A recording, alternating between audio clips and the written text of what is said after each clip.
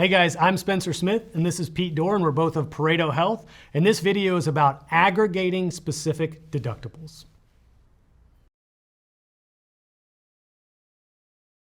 Specs. I think it's this is probably one of my favorite things to teach.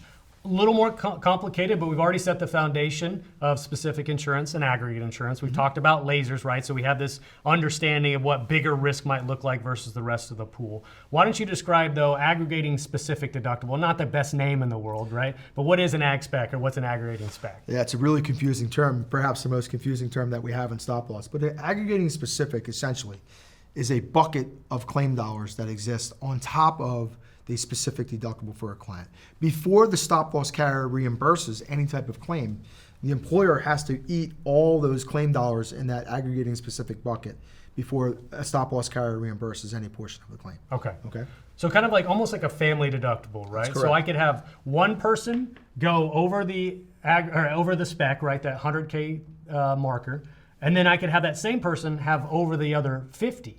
And so if that happened where one person went all the way through, now I'm going to get reimbursement from the carrier. If it didn't happen yet, if one person went over but I haven't completely breached both of those thresholds, nothing's going to happen. That carrier's not going to give me money back. You could also, like a family deductible, have 2 or 3 or 4 people that collectively satisfy. So how would that work, Pete? Yeah, it's accumulation of claims, right? And so we start, it could be one individual that eats up the entire bucket of those claims, in this example, $50,000.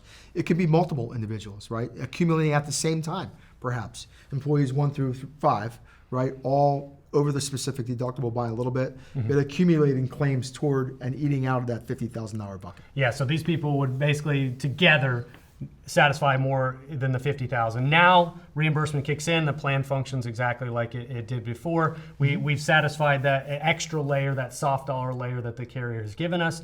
Why would we do it though, right? There's a good question, like that's fine, but what's the point? Why would I do this? There's a couple different reasons, and you can look at this a couple different ways. First, let's start with the employer. Okay, why as an employer would I buy an aggregating specific? Well, the first is that whatever that aggregating specific limit is, in this case it's $50,000, the stop loss carrier will often give you a dollar for dollar credit on the premium.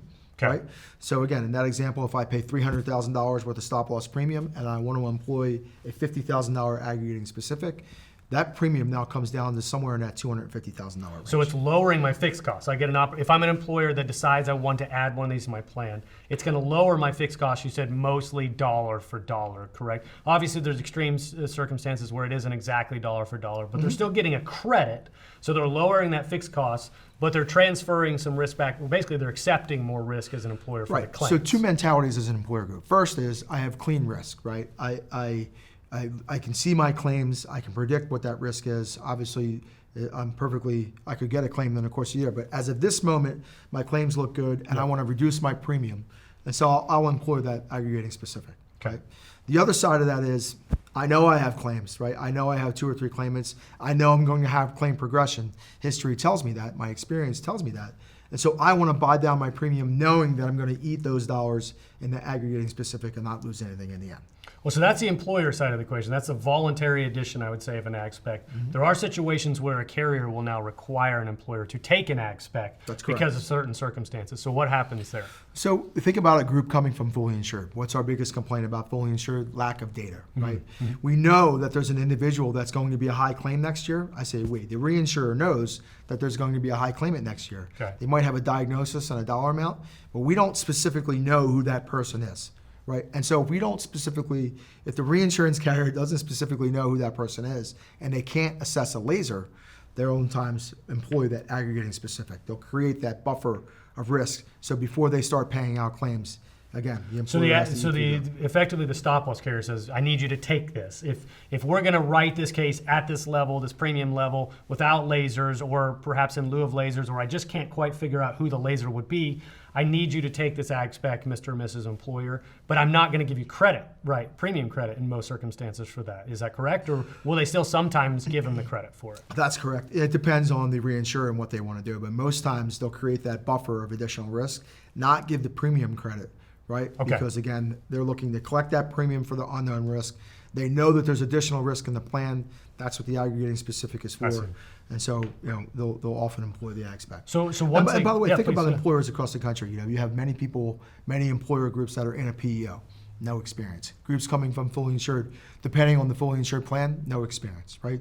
Reinsurers, they don't like that unknown risk element. And so again, this is one of the ways they can satisfy, the getting enough premium and buffering that risk potentially that could hit their reinsurance. So what about downsides though, right? Because not everything has some sort of trade-off. We talked about the fixed cost reduction for the soft dollar exposure, right? That effectively even out. Or if they make you, a stop-loss carrier makes you take one because of that unknown risk, they're going to add it. But there are some downsides, or what are the trade-offs? Yeah, so first from the employer standpoint, I think the biggest risk is that you never eat that bucket of claims, right? You're essentially getting that aggregating specific and never utilizing that if you have a great year, right? I guess that's a good problem to have. That's a good problem. If you don't have claims, right? From a carrier standpoint, once you employ the aggregating specific, it's up to them where they want to take that plan, that aggregating specific away at renewal.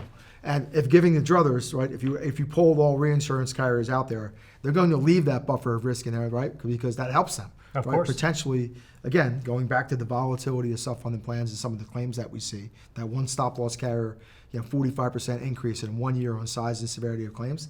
Anytime you give them an opportunity to hold that aggregating specific at renewal, they're going to take advantage of it. So you're effectively, for lack of a better term, stuck with it once you put it on the. So is that does that hold true as well? If I decide I want to add one myself as an employer, they still may require that I renew with it year after year as well? Okay. Once you decide as an employer that you want to employ an aggregating specific, the carrier So you makes a basically get to decision pull that whether- lever once, That's right? correct. Okay, all right, well, fair enough. So I love these because of especially in the circumstances where you get the credit, you get the fixed cost credit. I think that's a good play because it's kind of heads I win, tails I break even.